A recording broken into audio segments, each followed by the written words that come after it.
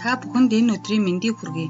Дорнод аймгийн Хэрлэн сумын шинэ хөгжил цогцлбор сургуулийн бага боловсролын багш Инхмаа миний бие нь та бүхэнд математикийн хичээлд өдөр бүр тогтмол хэрэглэдэг тоо тайлбарлах арга зүйгээ танилцуулж байна.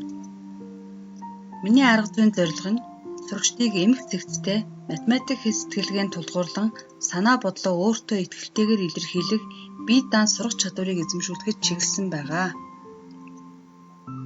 Миний хувьд энэ аргыг 2 дугаар ангийн 1-р удирлаас сурагчдын бие даан бичих чадвар эзэмссэн үеэс эхэлдэг. Сурагчид агуулгын тогтолцооны бүрэлдэхүүн хэсэг болох тоо тоолыг үзэж эхлэх үед нь эхнээс нь учир шалтгааныг тайлбарлаж, эзэмшиж буй мэдлэгийг нь тогтоолохын тулд өдөр бүр хичээлийн эхэнд ажилладаг. 1-5 дугаар ангид тооны орны утгыг нэрлэх, тоог унших, бичих, тоймлох хичээлийг анги бүрт 16-аас 20 цагт багтаан заадаг бол миний хувьд энэ аргыг өдөр бүр хэрэглэж хэвшил болгосноор анги дэвших бүрт орны утгыг сайтар ойлгуулж сэргээн тайлбарлаж өгөхөөс бус олон цагаар ороод байх шаардлага гардаггүй.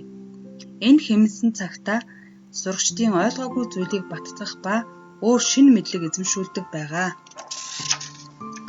Багш сурагчдад дараа хэвлэмэл байдлаар тоо өгч тайлбарлуулахаас гадна тоог цээжээр бичүүлж дэвтэрт нь тайлбарлуулан ажилладаг. Анги дэвших бүрт тооны орон анги нэмэгдэж, тоймлох тоо нэмэгдэхээс бус заагдаж буй зүйл ижил байдаг. Өмнө нь энэ аргыг хэрэглэдэггүй байхад уг сэдвийг намар үзээд л хаяа нэг давтахаас бус орчихсон хичээл гэл орхичихдаг байсан. Гэтэл 1-р удирд үтсэн уг сэдвээр төвшин тогтоох болон анги дэвших, улсын шалгалт, чанарын үнэлгээ дүн шинжилгээ хийхэд ангийн сурагч мартснаас болоод тухайн үедээ сайн ойлгоогүйгээс болоод хангалтгүй үнэлгээ авах явдал гардаг байсан. Харин уг аргыг хэрэглэж эхэлснээс хойш математикийн хичээлийн үнэлгээ хангалттай сайн гарч хүүхдүүдийн хичээлд оролцох идэх оролцоо нэмэгдэж эхэлсэн.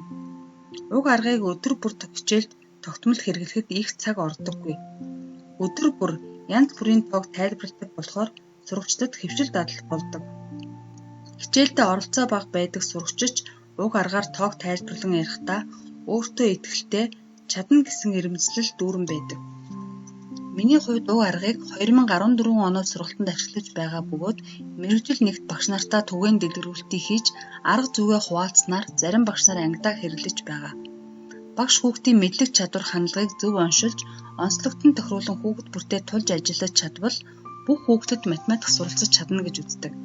Хүүхдийг математик сурах дуртай болохын тулд хүүхдэд математикийн талаар зөв, эерэг хандлага төлөвшүүлэх, багш арга зүйгээ тасралтгүй сайжруулах, хүүхэд ямар нэгэн алдаа гарах үед зөв хандах ёстой гэж үздэг. Энэ аргыг хэрэглэснээр сурагчдад дараа хахиц амжилт гарч байна. Цаг хугацаа хэмнэж, сурах идэвх сонирхол, хүсэл эрмэлзэл дээшилсэн. Математикийн хичээлийн чадваруудыг хурдан эзэмшдэг болсон. Математикт идэх оролцоотой суралцаж, асуудалд нэгт нямбай, хариуцлагатай хандах байдал нэмэгдсэн. Тогтоох чадвар нь сайжирсан гэж үзэж байгаа. Сурагчдаа итгэл урам хайрлаж, идэвх зүтгэлийг нь өрнүүлвэл их хүч тэдэнд бий. Шав нараа өөрийгөө болон бусдыг хайрлан хүндэтгдэг. Эх орноо гэсэн чин сэтгэлтэй түүгээр бахархдаг иргэн болгон төлөвшүүлэх үйлстэй их амжилт олохыг мэргэжил нэгт та бүхэндээ хүсэн өрөөе. Анхаарал хандуулсан та бүхэнд баярлалаа.